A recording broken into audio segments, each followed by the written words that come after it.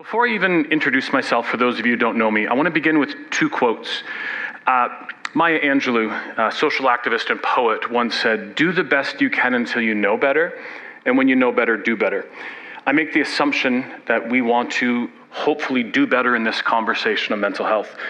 Number two, his name's Alvin Tollefson. He's actually a futurist, and he says this: "The illiterate of the 21st century will not be those who can't read and write, but those who cannot learn, unlearn, and relearn." And I believe we need an incredible unlearning around this conversation of mental health. I've been crisscrossing North America for 27 years, and the narrative that I hear every time I speak is the church has hurt me more than it's helped me. We're to be the hope of the world, and currently we're not. Now, this is not an unfixable conversation, but it means bringing conversations to light, having some discourse, and hopefully moving sometimes in different directions. I was a teacher for the first 10 years of my speaking career. I taught with at that time it was the Scarborough Board. Now it's been merged with the Toronto District. I left teaching. I did a program called the Aero Leadership Program, and then went and did a master's degree in Chicago. And then my life collapsed. I was speaking 300 dates a year to pay for this master's degree.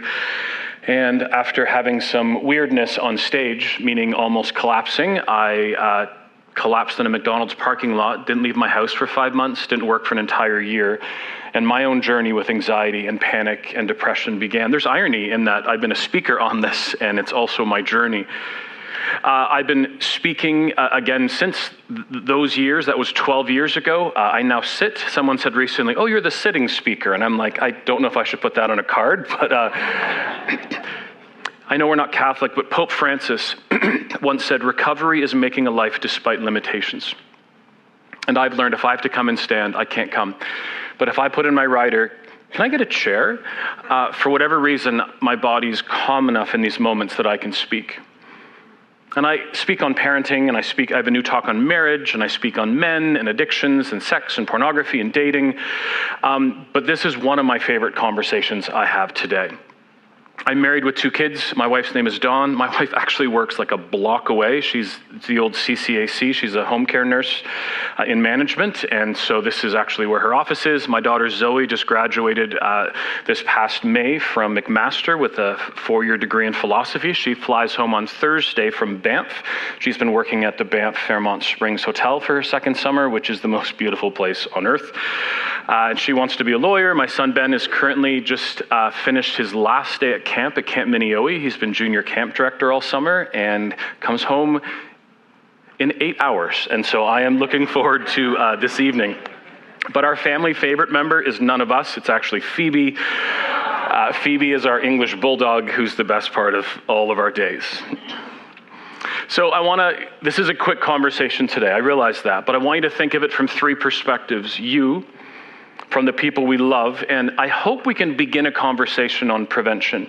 Not that all mental health and mental illness is preventable, but I do think that there are things that we do that kind of exacerbate some of our issues. So I suddenly find myself 12 years ago at home, and this image, every person who came in my house sat across from me on a chair, and like, if you've read the book of Job, like Job's friends, they would say to me like, "Hey, have you tried?" And then put a line, and you can add in whatever you want. People would say, "Have you tried Jesus?" And I would say, what do you mean by that? And they're like, "You know, Jesus." And I'm like, "I know Jesus. What do you mean by have I tried Jesus?" Like, it's a chocolate bar and I haven't taken enough. But they would leave and I would weep and say, "Jesus, have I not tried you enough?" I call this whack-a-mole. Have you ever been to like a summer fair and the mole pops up and take like a 10-year-old boy who pounds it with all of their might back into the ground? This is how many of us are taking everything in us just to come to an environment, bring someone over, come to church. And I feel sometimes we just get whack-a-mole. Next person would come in and say, "Have you tried vitamin D?" And I'm like, those are very different things. And then someone would say, "Have you tried running?" And I'm like, "Well, I haven't left my house in 5 months." And they're like, "But have you tried running?" And my wife said to me one day, "If you ever speak again, what would you speak on?" And I said, "I'd love to have a conversation I'm a pragmatic person. How do we begin to move forward?" For 27 years, I've said the goal of the ministry I run is helping people connect their ancient faith with their modern world. How do we do that? So here's our morning. I want to talk very quickly about mental health versus mental illness. I want to give us some first steps, talk about faith, practical application, and then we're done, and I really hope we're not done. The goal this morning is like a fire, like a catalyst. I want to spark something in you as families, friends, and as a church to continue this conversation much beyond a single conversation today. I'm going to promote books today. If you're a reader, I have every single book that I would think you should read on my Amazon shop page. At the very end of the talk, I'll give you my website. It's on my cards out back. But Stephen Grekvich once said, "Herein lies one of the most pervasive misunderstanding regarding mental illness. It's that God spares this kind of pain and suffering from those with deep and abiding faith. I am not unwell because I don't have a deep and abiding faith in Jesus. I am unwell, and I don't really know why. 54 doctors later, 15 diagnoses, I am still unwell. And God is still God, and I am still not, and I still journey this journey. But it's not because I don't love Jesus." Henry Cloud once said, "If you're filled with the Spirit, you will always be happy, in no pain, or never have any struggles in life." And then he paused and said, "Well, that can't be farther from the truth." So mental health versus mental illness. We use these terms interchangeably, but they are different. So mental health is defined by the World Health Organization as this state of well-being, which we can basically do a lot of things in life. Now, normal stresses in life is really not what we're living today. We have multiple wars going on, interest rates are high, there's lots of issues that are happening in life, but even when life is tough, we can still work at having good mental health. You each have mental health, just like you each have physical health. Now, mental illness, on the other hand, is this range of conditions that are diagnosed by certain people, doctors, psychologists, psychiatrists. I'm a psychotherapist. I went back to school a few years ago, and I'm now a therapist half-time. I'm loving kind of that balance, but I cannot diagnose. Our concern today is predominantly, but not just young people, diagnosing themselves because of a TikTok or a YouTube video. I'm at a talk and a young girl walks up, 15, 16, and she says, so I have bipolar. And I'm like, wow, sorry, this is big. I said, tell me a bit about your journey. And she said, well, I was on YouTube the other month. And I'm like, uh-oh. And she says, I saw a video that says if you're happy sometimes and sad others, you have bipolar. And I said, well, actually, that just means you're human. I mean, we're happy sometimes and sad others. It doesn't mean that. Could it? Maybe, but like, she's now living out this identity of someone with bipolar, and it's not even true. Now, anxiety and depression, I'm 53. We talked about it never in my generation growing up. Today, we talk about it too much. I acknowledge that. If all we ever say is, are you anxious? Are you anxious? Are you anxious? Are you anxious? At some point, you're like, maybe I'm anxious. If all you're doing is you're scanning your body all the time for what's hurting or feeling bad, you're going to find something. There's regular anxiety. If any of you had to come up this morning to do anything, the young man who came up with the broken arm, right? Like any of us who come to the front who are not used to this, your hands might shake. It's okay. It doesn't mean you have anxiety disorder. You have a bit of anxiety. First date, first job, any students heading off to college, university, the workplace, first day in high school, you name it. That's not clinical anxiety, but if you're at home this afternoon and you're watching a Blue Jays game and your heart starts to flutter, or there's just nothing happening and you're like, why do I feel this way? Maybe we need a conversation. And depression's no different. In a few months, the time change will happen and we'll live in the dark, right, for the rest of the winter, where we go to work in the dark, we come home in the dark, and most of us feel blah. A bit of seasonal affective disorder. Does it mean you have clinical depression? No. Maybe you just feel blah. It's okay. Every day in life isn't the happiest thing in life. It's okay to just be what you are. But if you feel like there's a wet blanket on you and you never feel joy anymore, no joy in family, relationships, faith, and others, maybe we need another conversation. A church in Britain sent me this, and they put it together. And they said, even though some of us have high mental illness, me, I can also at that same moment work at having good high mental health. Meaning, even if you have poor physical health, you can work in that moment having good mental health. And it takes a second to think through that, but I really like it. The reasons we begin to journey with mental illness are vast and varied. Predisposition, traumatic events, war, PTSD, experiencing homelessness, the list goes on. Burnout or breakdown, I think is me. Isolation or loneliness, 57% of all young people today believe they're extremely lonely. Men, if you're my age, men 40 through 60, have been the loneliest generation for decades and decades, and that's not stopping. Chronic unwellness, substance use, social media, and dopamine. Now, I will say that there is a increase right now in some of these conversations around dopamine and other things. So this is actually my talk on media, but the increase in anxiety and depression, and a lot of it we're attributing to phones. Can I just encourage us, though, don't swing the pendulum too far. Technology is not the new evil. Technology is wonderful in many ways. I used Waze to get here today. I used Waze yesterday as they closed the 401 because of an accident. And technology is also really good. How do we take the good and get rid of the bad? But smartphone use has been shown to negatively impact many things. And social media use has been shown to decrease well-being and increase depression and anxiety. And I know I'm just glazing over these things, but what I see today worries me.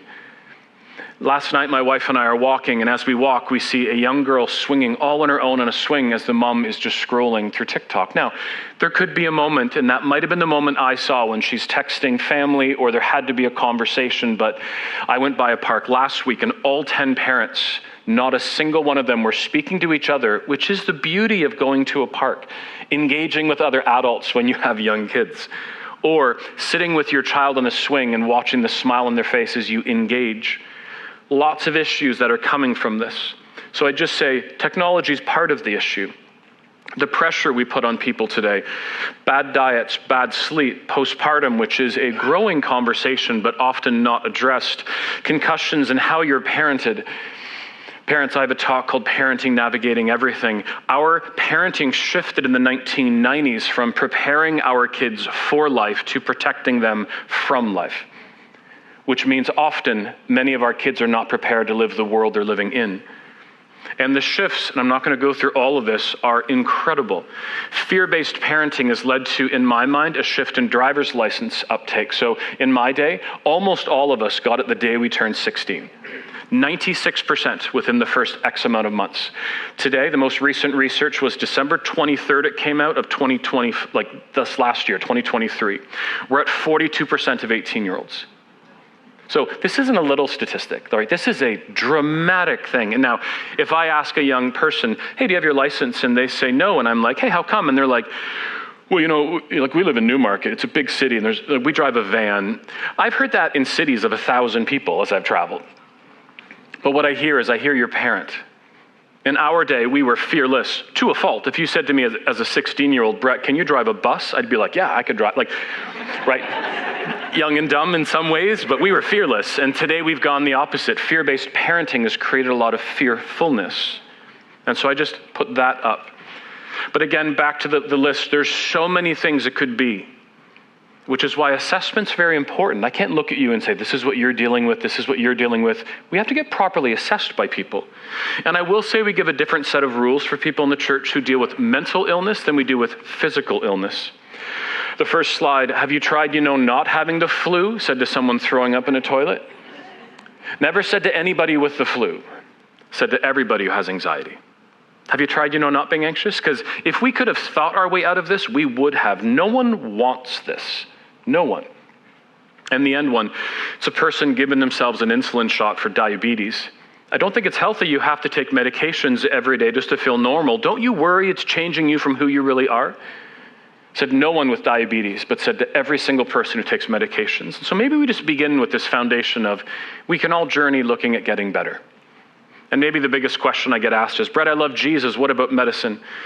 Anybody want to guess how many times I've heard that as I'm traveling outside the Christian circle? No, in mainstream circles, you take what's needed. Now, let me be honest, we over-medicate today. I don't think anyone would disagree. We too quickly head to medication first without doing other things. But if you need it, it's okay. And I hope you never have to take medications. And there's tons of things we can do. We'll talk about that later. But if you're needing it, it's okay. And today there's more modern research. There's a website called inagene.com, and it will do a DNA test on you. And if you're unwell needing medications, they'll say, try this for your DNA. We don't know. It's like red light, green light, yellow light. And it's actually adding some science. So how do you know if you're struggling or if your friends or family are struggling? Well, there's signs. Changes in eating or sleeping patterns. But this just could be normal life.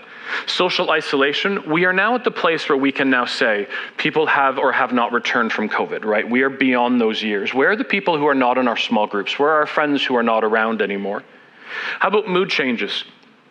Could this be something? Sure. Could it just be daily life? Yes. Did anyone not feel one of these feelings this week? Right? A lot of this is just part of the human condition. Not able to function, now we're in trouble. But do we have rich, really good communication with each other? That's why I always say, ask people how they're doing twice. How you doing? Good, good. How's your weekend? Great, great.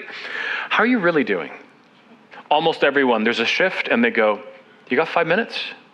Family, health, work, other issues that might be going on.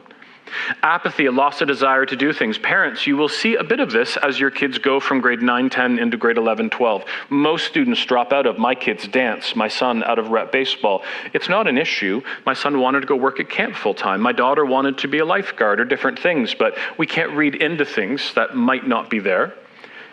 A growth of this, and can I just say we need to address this as the church. I'm a therapist who works with half my clients are Christians and half not, and many, many are struggling with addictions and things, but the shame and the guilt of this disconnect between I love Jesus and I'm really struggling and I don't know what to do and I don't know who I can speak to because I'm embarrassed and other things.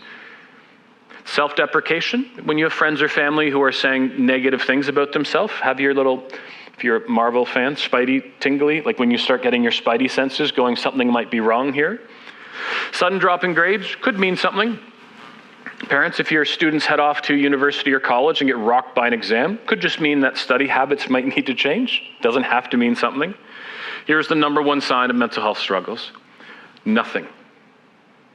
Nothing. I struggle in here, and then in my body. There's an incredible mind-body connection. And for most of us, we smile. And for many of you, you smile back at me right now, you've never told a soul. But inside, you're dying. Which is why I think checking in with each other is important. One of the incredible blessings of the church community is the church community. It's people. People. So what do we do?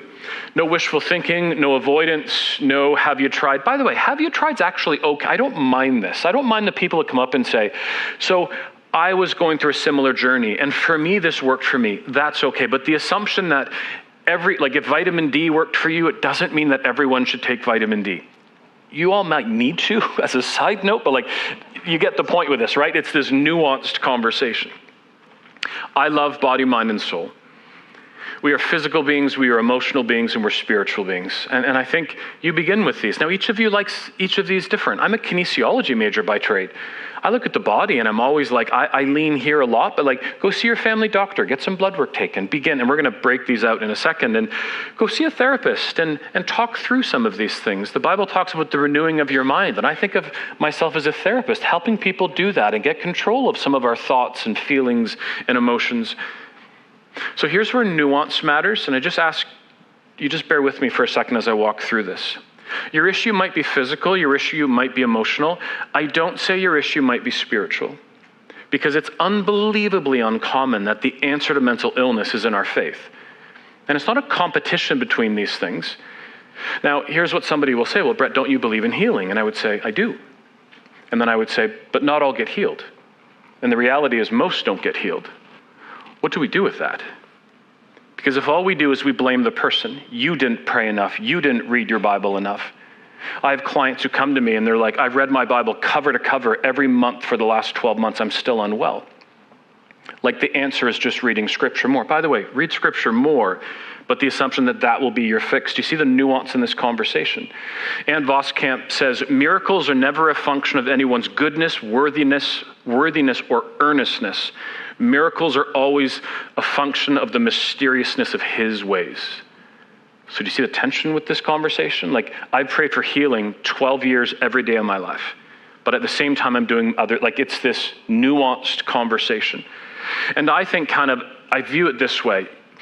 This is called the law of the instrument. If all we have in our hand is a hammer, everything looks like a nail. You've heard this before. If all we have in our hand is theology, we only give a theological answer. But if the theological answer, if our faith is the toolbox, into the toolbox we put tools, and no matter what you're bent on this conversation, make your toolbox bigger, grow your faith, and put in more tools. It encompasses everyone. Right? This is where we try to have a conversation that we're all included in. Now, I would say, for me, this has been my journey. I'm not saying it will be yours. I've had physicals done by my doctor. Then my doctor passed me off to people who have more specialty in this. I get blood work taken every 3 months. One of my last ones was 19 vials. A woman said to me, "This is the most I've ever had done. Another tall guy like you once had 22. And I'm like, "It's me. I'm the tall guy. I saw you many years ago." Sleep specialists. Anyone here ever been to a sleep specialist? Quick show of hands. A whole bunch of us. If you haven't, they're interesting experiences. You head to usually like a strip mall. There's like a Subway, and then beside it you walk through a door, and they say like, bring your pajamas and your pillow, and you walk in at 9 o'clock at night. They put electrodes all over you, and then they're like, "Good night, we'll be watching on that camera," and you're like, this is awkward. First time I went, I said to the doctor, "Can you fix me?" And he said, "No." And I looked down, depressed a little, and he said, "No, look at me. This is good. You don't want a sleep issue." Friend of mine, youth pastor in Alberta, home for 5 months. His lead pastor said, "This is a spiritual issue. You will not go to a doctor. You will not take medications. You will not do anything else other than pray." Side note, spiritual abuse, not okay. That's not okay. 5 months in, he calls me. He says, "I am not going to be on this earth much longer." This is our conversation, how it begins. He said, "I cannot handle," and I'm like, "What's your biggest issue?" He's like, "Sleep." I'm like, "Would you just go to a sleep clinic?" There's nothing spiritual about a sleep clinic. In the morning, look the doctor in the face. They're not supposed to tell you that day. Just say, "Can you fix me?" He looks at the doctor and says, "Can you fix me?" The guy says, "Yeah, you have the worst sleep apnea I've ever seen in my career." He gave him, I call them Darth Vader machines, BiPAP, CPAP machines. This guy's better in 1 day. Do you see why assessment matters? And assumptions of what it might be is not okay.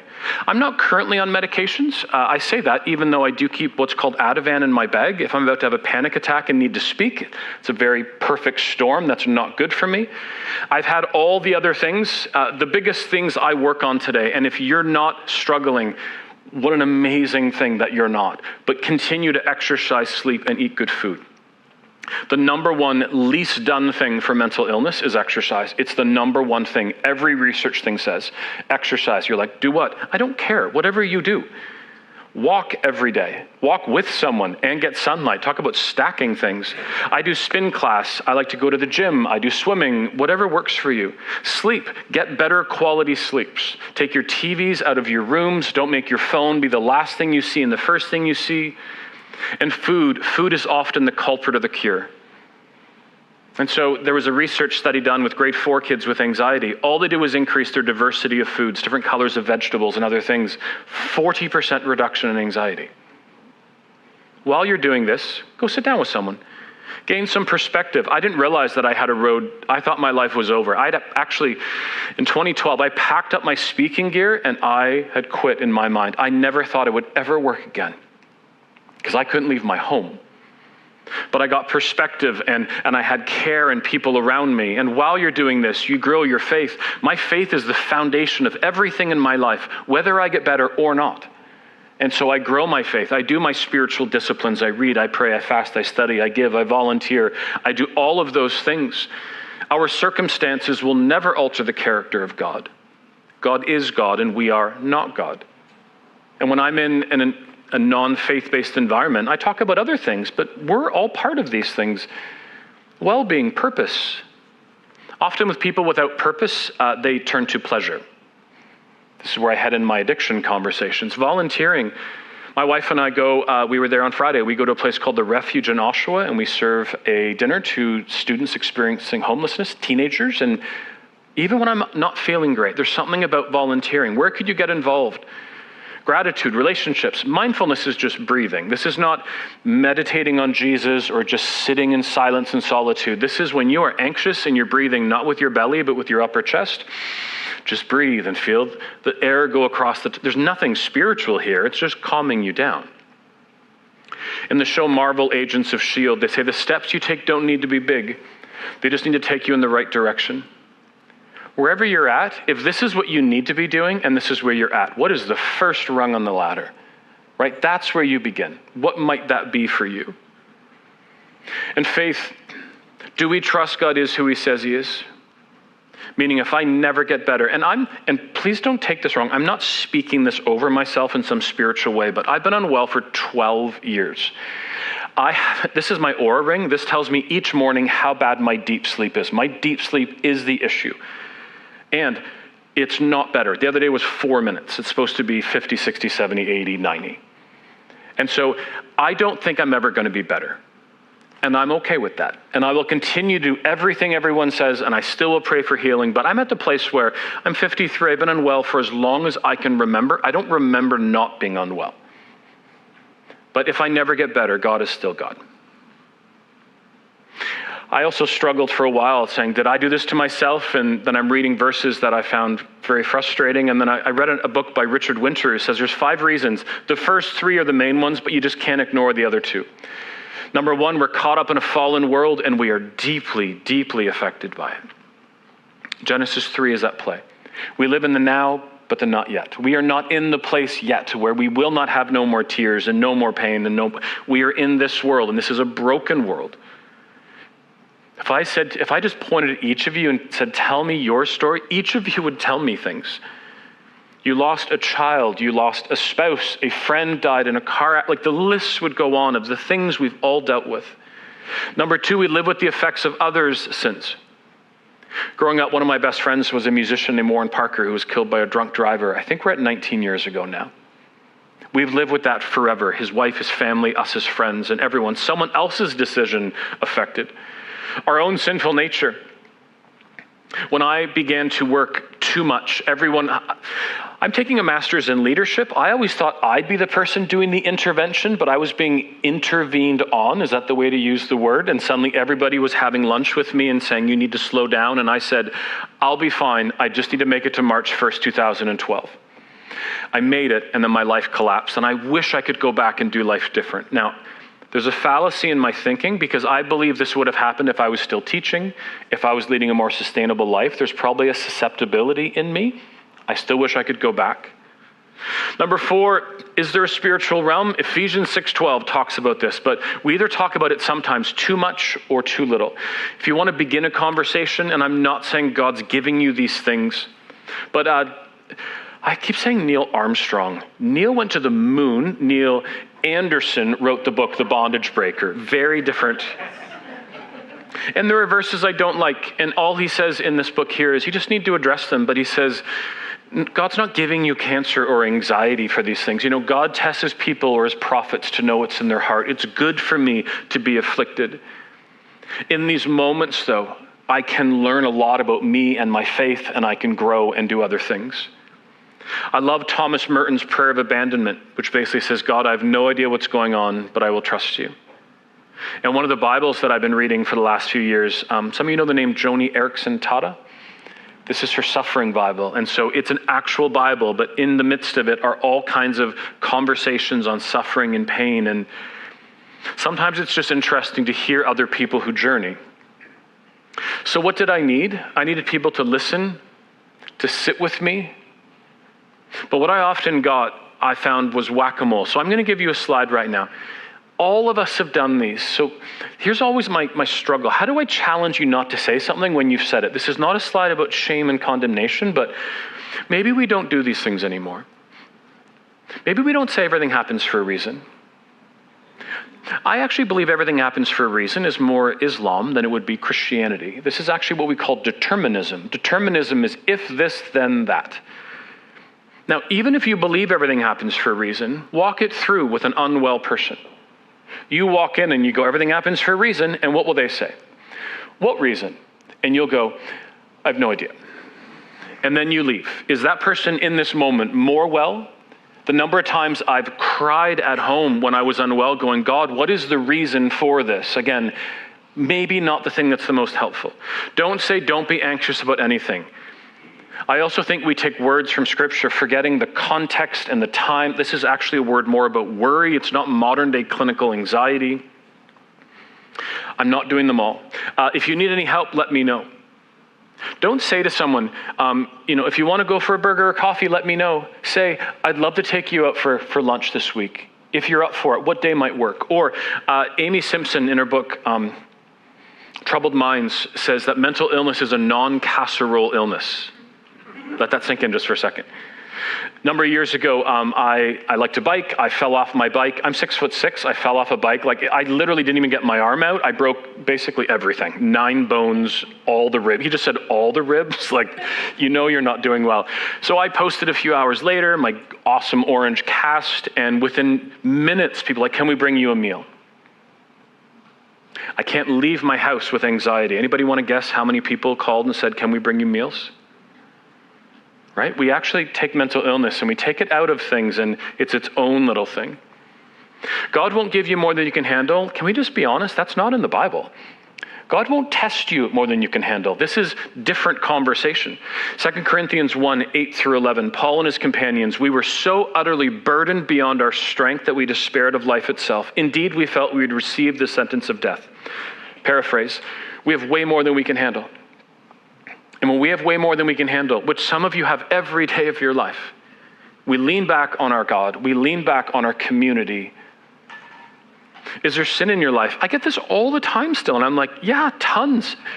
Then they don't know what to say, right? There's this awkward moment and then they don't know what to say. Somebody last summer said to me, well, at least you don't have terminal cancer. In my 12-year journey, I don't remember a moment that was a more kick in the gut. I've had friends die of cancer. And when they said, well, at least you don't have this, I'm like, if this is the realm of unwellness and there's people that bad, I am now that. Like, I actually went home and I said to my wife, I thought I was doing much better. Again, someone probably trying to help, right? I don't think anyone who says any of these kinds of things is trying to do something wrong, but we just don't know sometimes. One of my favorite friends just sits at church sometimes and he sees me and he goes, I got 5 minutes, give me a health update. Like, I love that kind of stuff, right? Or who just says, what do you need? Here's what you can say. Say, how are you doing today? Say, I'm praying for you, but actually do it. It's become like we should do lunch. If we don't book lunch, we're not doing lunch. Say, I'm sorry you're going through this. Say something, say anything. It just means you're in front of them. You can just say, I don't know what to say right now. It means you're there, you're looking them in the face, and you're just part of it. Give them a hug. Maybe ask first if you don't have that relationship. Talk about something else. You're looking at shawarma going, shawarma's healing? Yes. Suicide is having so much pain that you want your pain to end. And in that, you end up taking your life, right? It's not that you want your life to end, you want your pain to end. I never crossed that line, but I lived on it.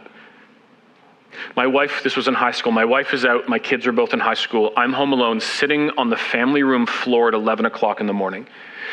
Alice in Wonderland, my mind's going down the rabbit hole. And I had a call from one of my board members. His wife says, hey, do you want? And she stops and says, I'm bringing you a shawarma, I'll be there in a while. My favorite food in the world, if people who know me, is a place called Pita Delights in Ajax. They're Christians from Nazareth. It's my favorite food in the world. A little while later, doorbell rang, passed me a little white bag through the door, and I sat back on the floor, and I took a bite, and I remember just going, there's something about food. I grew up Baptist, and I married a Pentecostal, which is not supposed to happen. And now we go to a church called Sanctus, which is associated gospel, which I think it might be the blending of those, but do you know what I miss most from my Baptist roots? Potluck Wednesdays. Community where you sat and talked. 2 Corinthians 1:3, who comforts us in all our troubles. Why? So that we can comfort those in any trouble with the comfort we ourselves receive from God. Through COVID, I put out a 20-video blog series, which I wish now could just be called Mental Health, because they're 1 minute long, and each of these are easily implementable things in our lives. Some thoughts, some resources, and we're done. I love this idea of advocate. We need to advocate for each other.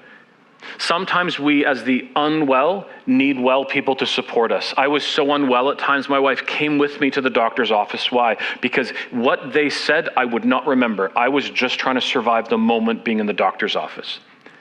Sometimes I needed friends to just come and sit with me. Not say anything, just be with me, but advocate for people. Dr. Dan Siegel, if you're a social media person, this is a guy you should follow. We need to help everyone understand that the clouds of their emotions can and will roll on by. For some of you, today's a bad day. It's okay. I'm sorry, but it's okay.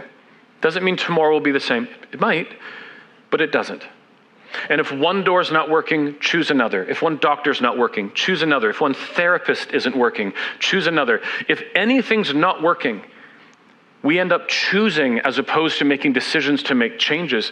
It was years ago, a musician in my day, a guy named Bruce Coburn. Some of you know this name. Bruce is leading worship in Southern California as a side note at a church.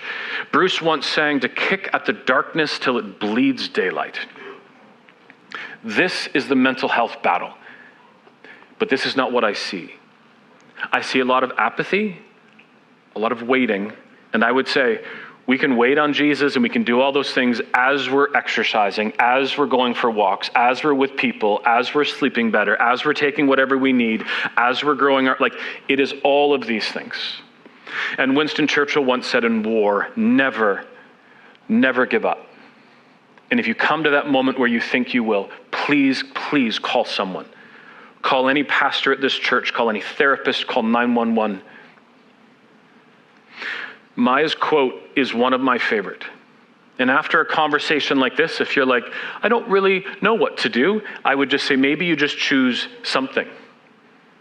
My website is just my name. It's brettallman.com. At the very top is all my social media, and I would encourage you, follow people, pastors, authors, leaders, people who speak or are in the realm of these topics that you find interesting, follow them. What it does is it means when you go on social media, it will bring to you the best content on the planet.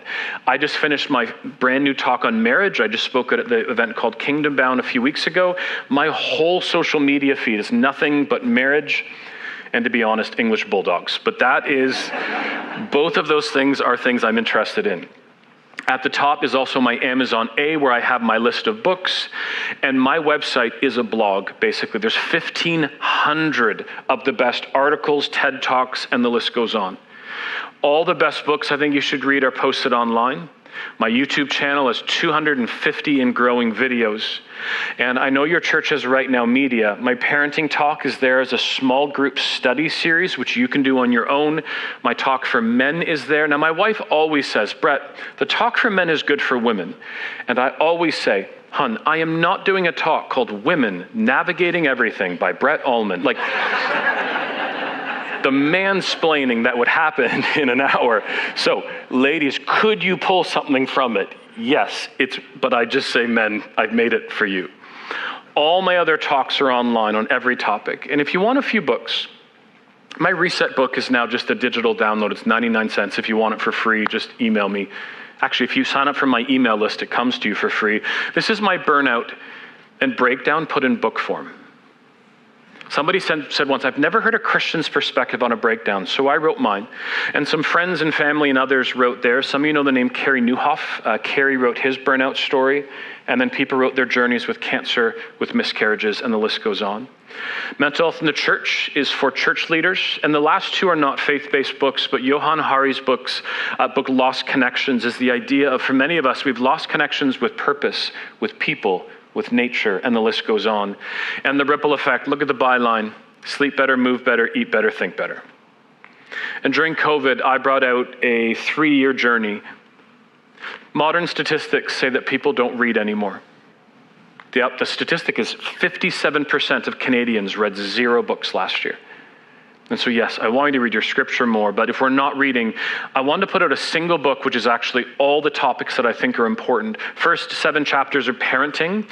The last 9, with the largest being mental health, are actually written to anyone middle school and above. They're mini books on every topic.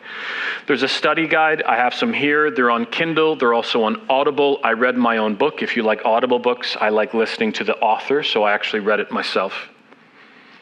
The worship team's coming. They can come up. I only got 2 slides left. Great courage with great care is what my therapist once said to me. And it was one of those things that I've lived at for many years. Great courage. I'm actually doing okay today. There are days, though, I have to speak, and I get up in the morning and I'm like, I don't know how I'm going to do this. And some of you might have been that way today. And I'm glad you got up, and I'm glad you came. But then you need to figure out what is great care for you. Faith, family, friends, a walk, time with your dog, whatever it might be. So what do you do with a conversation like this? When I was growing up, we had those little eggs you would get at a dollar store, and you would open it up, and inside were a bunch of little sticky plastic animals. Anybody remember these? And you would grab them and you would hurl them at a wall. And a few would fall down, but a bunch would stick. Of everything I said today, what is one thing I said and you're like, that's for me? That's where we start. We start with one thing, and the author John Maxwell says this: when you're challenged by anyone ever, not just today, ever, and you choose your one thing, he says, the hard part is this: you have 3 days to do something about it, or you probably never will. So today's Sunday. I'll give you to Wednesday night. If you haven't implemented the one conversation that you're thinking about today in your life, the statistical thing is you won't. The goal today is not just I speak and you talk and we listen and we go home. There's a book called The Power of Moments. Every time you get a learning moment, it's a moment. And the goal today is the conversation on mental health in you and your family and your loved ones and your church, and where we go from there. I'm going to go back by my booth. If you want to chat, I will stay as long as anybody wants to. If you're ever looking for therapy, I do counseling out of Life Care Centers in Pickering and Bowmanville and virtual, and I answer all my own emails, so if you have a question, send one there. Thank you so much for the opportunity to look at this conversation today. Have a good day.